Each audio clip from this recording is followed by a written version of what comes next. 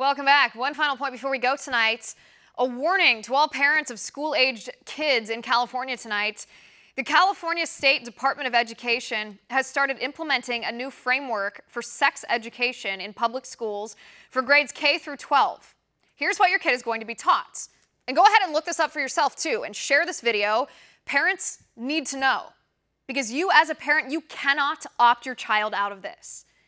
In kindergarten, teachers are encouraged to talk to your 5-year-old about gender identity and transgenderism to make sure your kindergartner knows that she can be a boy if she wants to be a boy.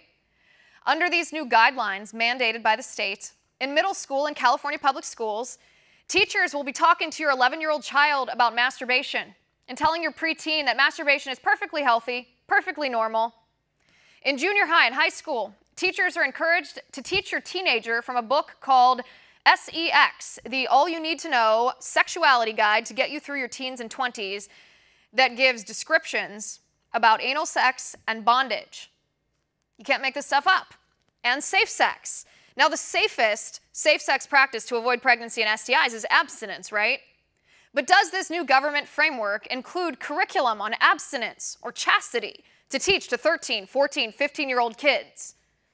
Nope. This framework teaches kids that abstinence means oral sex or anal sex or any sexual behavior that can't get you pregnant. This framework encourages teachers to talk to teenagers about LGBT relationships and teaches them about puberty, not from a scientific standpoint, but in a way that creates an environment that challenges binary concepts of gender. So first, in other words, your kid will go to biology class and learn about 2 types of DNA, male and female, and then they'll go to sex ed class and be brainwashed into thinking there are 158 different genders, however you feel. And parents, you have no power to opt out of this radical leftist indoctrination. If your kid goes to public school in California, if you don't want your 5-year-old learning about transgenderism, too bad. Because the director of curriculum frameworks and instructional resources at the California Department of Education, her name is Stephanie Gregson. She says, "I think that people hear the word transgender or gender identity and guidance for kindergarten through grade 3, and they think the worst. It's really about civil rights issues." Since when is bondage a civil rights issue, Stephanie?